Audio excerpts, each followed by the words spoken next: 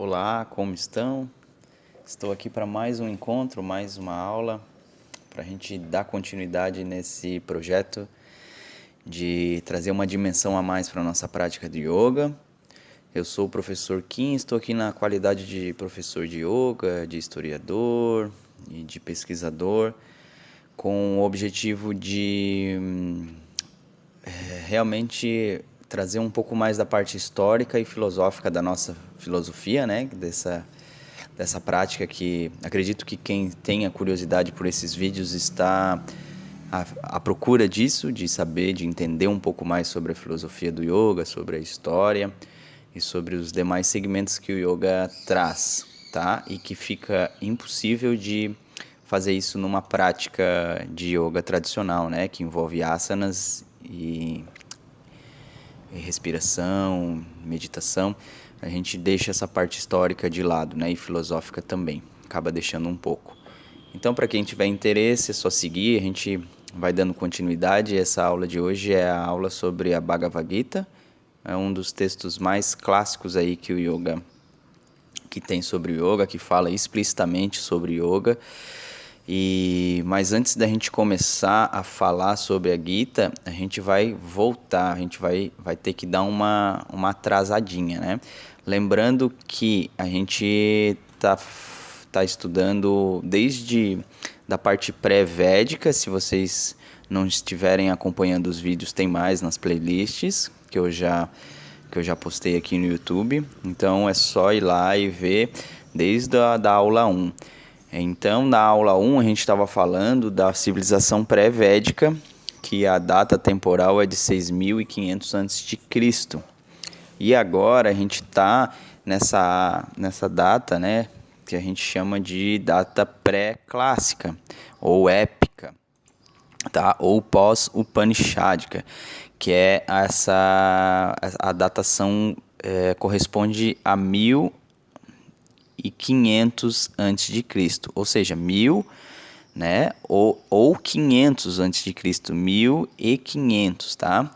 Então é uma data ainda que a gente não atravessou, né? Não, a gente está numa data antiga ainda, e é essa data que corresponde aos épicos, aos grandes épicos aqui, é que eu estou circulando aqui. Então, nesse épico aqui, nesses grandes épicos do yoga, a gente vai perceber, a gente vai estudar um pouco do Mahabharata, tá? Que esse daqui é um texto gigantesco, né? Um texto que é composto por 200.000 estrofes, tá? Então, ele é um texto que dá 7 vezes, ele é 7 vezes maior que a Ilíada e a Odisseia, para vocês terem a dimensão, né, desse texto que a gente vai estudar. Então, esse texto aqui, dentro dele existe o Bhagavad Gita, que é o texto clássico do yoga, onde é o diálogo entre Krishna e Arjuna, tá? Então a gente vai pegar esse. Na aula anterior a gente estudou um pouco sobre as Upanishads aqui em cima, né, que é um pouquinho antes das datações das Upanishads. E agora a gente vai estudar esses épicos, né? Os Upanishads é um pouquinho antes, é 1.500 a 1.000 antes de Cristo. Esse aqui é de 1.000 a 500 antes de Cristo, tá? Então a gente estudou na aula anterior Upanishads um pouco desses textos, e agora a gente vai estudar os épicos, mais especificamente o Mahabharata. O Ramayana a gente vai deixar um pouco de lado, mas a gente estudou um pouco ele na parte dos yugas, das eras védicas, lá na playlist número 1, na aula sobre os Vedas, a gente fala um pouco sobre o Ramayana. Se tu tiver curiosidade, vai lá e assiste, é bem interessante também. Ele faz parte desses grandes épicos indianos que falam muito sobre a filosofia do yoga e nos dão respaldos muito interessantes sobre o yoga, sobre a nossa prática. Então, como eu estava falando ali, a gente vai falar primeiramente sobre o Mahabharata, tá? Onde vai surgir o Bhagavad Gita. O Mahabharata é esse texto gigantesco que o o Bhagavad Gita está inserido nele, tá? Se você não tem contato nenhum sobre isso, se você tem um contato primário, você já vai estar sabendo do que eu estou falando. Mas se você não tem nenhum contato, eu vou explicar para vocês aqui como é que funciona essa ideia. Então aqui é a epopeia do Mahabharata. É como uma imensa e magnífica sala cheia de tesouros da mitologia, da religião, da filosofia, da ética, dos costumes e das informações sobre clãs, reis, sábios no decorrer das eras. Não é de surpreender que tenha merecido o título de Quinto Veda, ou Veda de Krishna. Então aqui a gente pega um pedaço, né, do Mahabharata, que aqui já é, na verdade, um pedaço da Bhagavad Gita, um texto bem antigo, só para vocês terem a dimensão. Claro que isso aqui é uma cópia, né? Eu não consegui a datação certa dessa cópia, mas dá para ver que é bem antiga, feita de folha de palmeira também. E o Mahabharata é essa epopeia indiana onde vai nascer esse clássico, né? Esse clássico da mitologia indiana, da filosofia, que é o Bhagavad Gita. Por que o Bhagavad Gita é importante para nós? Porque o Bhagavad Gita é um texto que fala muito sobre yoga, sobre as maneiras de praticar yoga. Então, para quem pratica yoga, o Bhagavad Gita é essencial. Uma vez eu ouvi uma pessoa falar que realmente é essencial tu ler o Bhagavad Gita e entender um pouco para entender o que tu está fazendo numa sala de yoga. Na época eu não entendia muito, eu já tinha lido o Bhagavad Gita, mas fica um pouco abstrato, a gente não tem uma prévia do que se trata, né? E hoje eu entendo o que esse amigo falou. E aí, para seguir, a gente vai pontuar alguns aspectos históricos e filosóficos, como sempre. Então, a gente vai falar aqui sobre o Mahabharata, né, que ele foi escrito no decorrer de muitas gerações. Dá para entender pelo tamanho desse texto que eu falei para vocês, são 200 mil estrofes, né? E esse texto na íntegra não chegou até a gente, tá? Estima-se que chegou um sexto desse texto para a gente, uma parte bem pequena mesmo. Mas estima-se que ele era um texto muito enorme, assim, que realmente foi composto de muitas e muitas gerações pelo seu tamanho e pela sua profundidade. Mas a sua redação final foi composta ali entre o século II e III depois de Cristo, tá? Alguns pesquisadores modernos propuseram como possível data possível da batalha, 1500 a.C., analisando dados arqueológicos recolhidos na cidade de Dvaraka, que seria a residência do Senhor Krishna. Já as autoridades tradicionais do hinduísmo afirmam que a guerra ocorreu por volta de 3100 a.C., isto é, logo antes da atual Kali Yuga, que é o começo da Era de Ferro, a nossa era, né? Se você tem curiosidade, não sabe do que eu estou falando, já gravei aula sobre os yugas também. Tá? Então esse 3100 aqui é uma data que a mitologia, né, que o texto fala, mas que diverge com a historiografia. Isso pra gente importa? Em tese não importa muito, tá? Mas assim mais é para pontuar, sabe? Mais é para a gente estar pontuando esses aspectos históricos e filosóficos e que de fato eles estudam sobre a cidade, né? Eles se debruçam sobre a cidade aqui, que é essa daqui, onde Krishna teria morado, e vão achando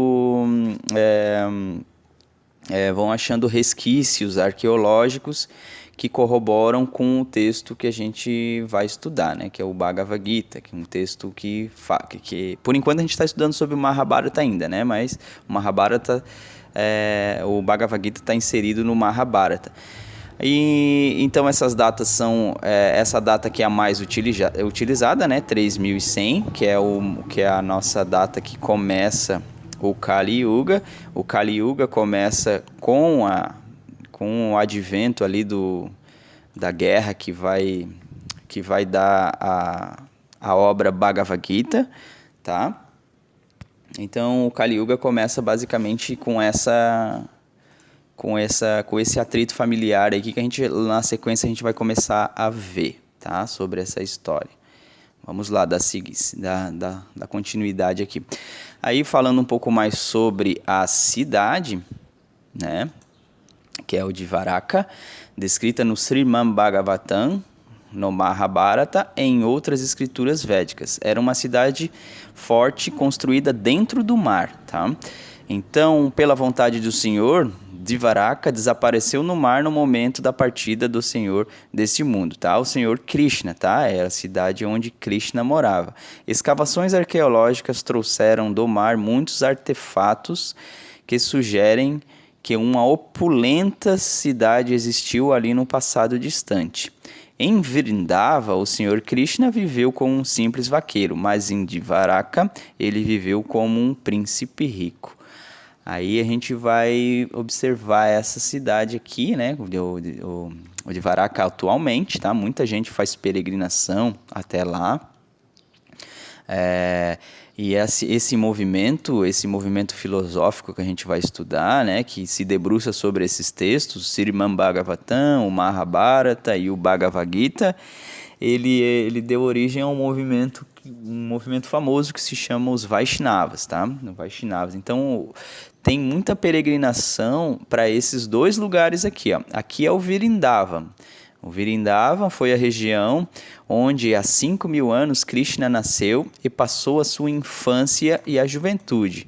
Tá? Por milênios ficou esquecida e coberta por florestas e redescoberto há 500 anos por Caitanya Mahaprabhu. Tá certo? Essa cidade também, ela talvez seja até mais famosa do que essa, porque essa cidade, o Caitanya Mahaprabhu, ele é um grande expoente dessa religião que eu falei para vocês, que é aqui no Brasil a gente chama dos Hare Krishnas, né? Mas o seu nome verdadeiro são os Vaishnavas, que são os adoradores de Krishna, de Vishnu, né? E essas duas cidades são as principais. E novamente a gente vai observar que, como eu falei ali lá no slide anterior, essa cidadezinha aqui, eles buscam resquícios arqueológicos, escavações arqueológicas, né, que trouxeram do fundo do mar, né, como a gente viu lá, que a Krishna desapareceu no momento da partida desse mundo, né, a cidade foi desaparecida, engolida pelo mar. Então os arqueólogos vão lá e vão buscando escavações e vão fazendo análises, e de acordo com essas escrituras que a gente tem em mãos e que a gente estuda, e tudo isso vai fazendo um link, né? Então, alguma coisa, alguns vestígios que tem arqueologicamente, nos livros também tem. Então, todo esse link entre a história e a filosofia, ele é feito através desses movimentos. Então, por isso que essas duas cidades ficaram mais famosas como umas cidades símbolos desse movimento que estuda e se dedica, né, como um modo de vida, que são os Vaishnavas, a estudar esse texto que a gente vai experimentar, entender um pouquinho mais, que é o Bhagavad Gita, tá certo? Só para vocês entenderem onde é que é os lugares, se vocês tiverem curiosidade, às vezes alguém vai viajar para a Índia, também é um lugar interessante para botar aí na viagem, né, como um lugar para ir, tá? E aí a gente vai começar a falar um pouco, como a gente ainda não está falando, o Bhagavad Gita, ele começa na guerra mesmo, tá? Já a guerra acontecendo. Então tudo isso que eu falei para vocês não tem no Bhagavad Gita. Isso é uma maneira de vocês entenderem uma dimensão um pouco maior sobre a Gita, tá certo? Então como é que começa, né, a saga épica, ó? De acordo com a saga épica, o príncipe Yudhishthira, um dos 5 filhos do rei Pandu, perdeu a parte para os Pandavas. Perdeu a parte dos Pandavas do reino e até sua esposa Draupadi, em virtude de uma trapaça cometida contra ele num malfadado jogo de dados que se chama Pachice, passatempo favorito dos indianos desde a era védica. Por isso, ele e seus 4 irmãos, um dos quais era o príncipe Arjuna, que é o protagonista do Bhagavad Gita, foram exilados por 13 anos na floresta, tá certo? Então aqui aparece ele jogando, tá? Ele jogando o joguinho, né? Que se chama Pachice. E perdendo, tá? Mas foi uma trapaça, tá? Foi uma trapaça. Então, um dos irmãos de Krishna, tá? Aqui parece os 5 irmãos, ó. Eles estão aqui. Aqui está a esposa deles, né? Que é a Draupadi. E aqui tem um episódio famoso, né? Que é o abuso de Draupadi. A gente vai ver mais para frente. Aqui eles perderam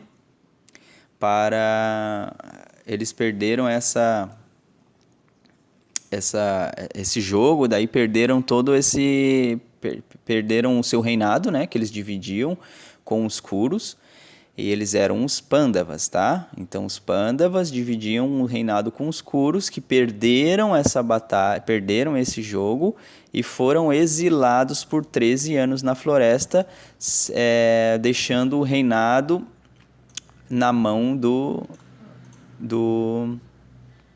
dos Kurus, tá?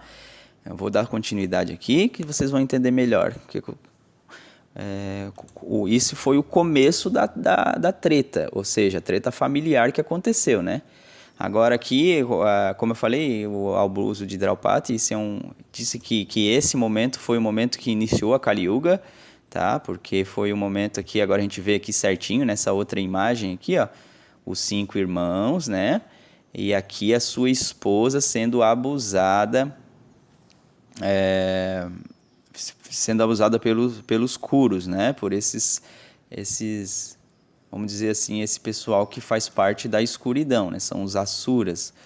Né? E aqui, no abuso de Draupadi, o Krishna entra, né, em ação. Foi a primeira vez que Krishna aparece, justamente para fazer com que o Sari da Draupadi fique eterno. Então eles vão puxar, né, e não vão conseguir ver nada, porque Krishna está ajudando a ela a manter a sua pureza, tá? Só para pontuar, a gente já falou em aulas anteriores sobre esse episódio do épico, né?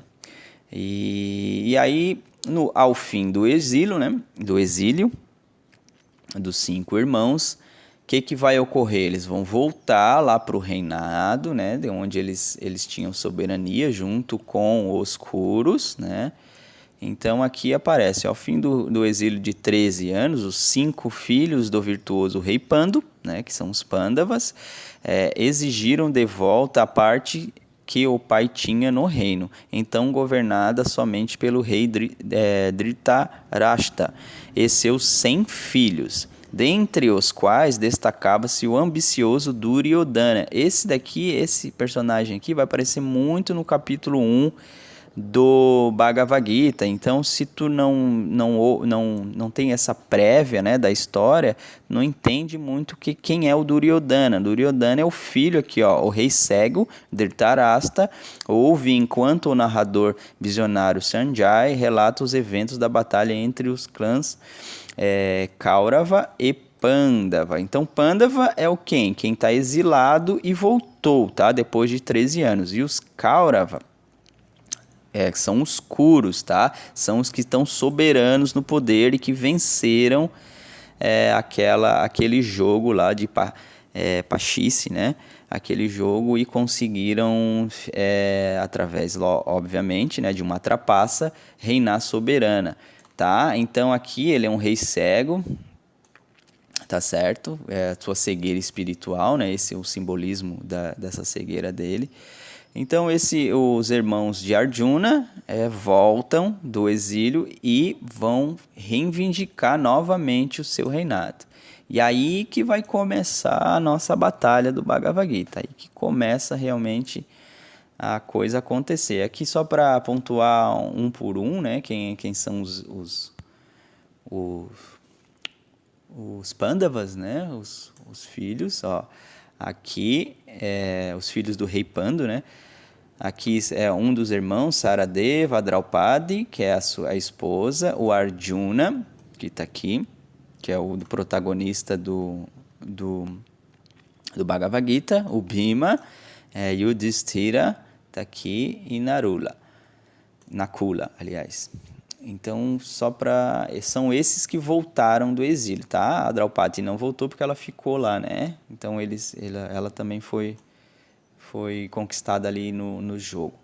Então, eles voltaram para reivindicar esse trono, tá? E a história deles, do casamento dos 5 caras Draupadi também é bem interessante, mas eu vou deixar para outro momento, que senão o vídeo vai ficar um pouco longo. Mas o que eu quero entender é que eles estavam, que eu quero que vocês entendam é que eles estavam em exílio e aí voltaram depois de 13 anos para reivindicar, né? Reivindicar o trono ali que o seu tio estava reinando soberano, tá?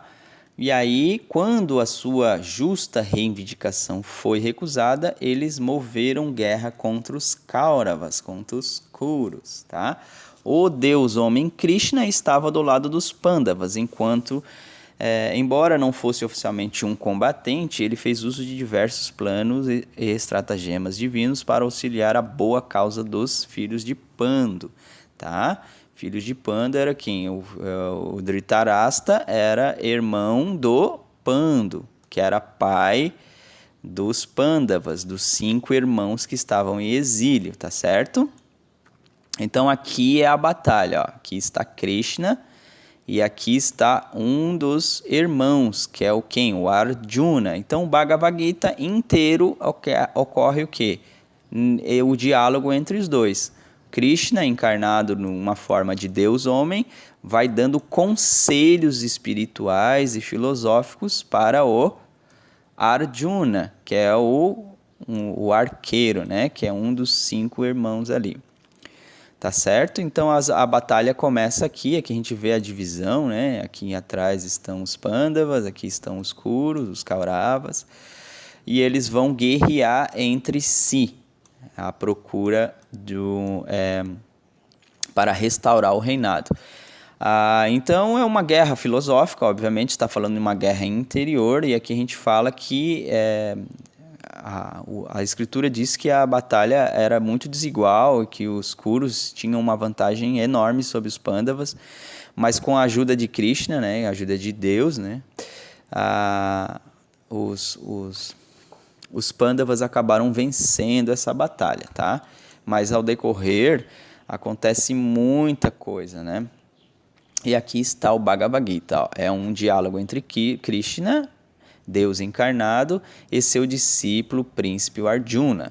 Diálogo ocorrido no campo de batalha dos Kurus, né? O Kurukshetra, situado na planície do Ganges, próxima à moderna Delhi. Sua importância para o estudante de yoga é evidente por si, pois o Gita é considerado o primeiro texto a falar largamente sobre o yoga filosófico. Como eu falei anteriormente ali para vocês, ó, é o diálogo entre o Krishna, Deus, e entre Arjuna, que representa essa bondade, essa pureza, e representa um ser injustiçado buscando justiça. Então, quando o universo vê, né, quando Deus vê que a causa é justa, ele intercede na ajuda dos oprimidos.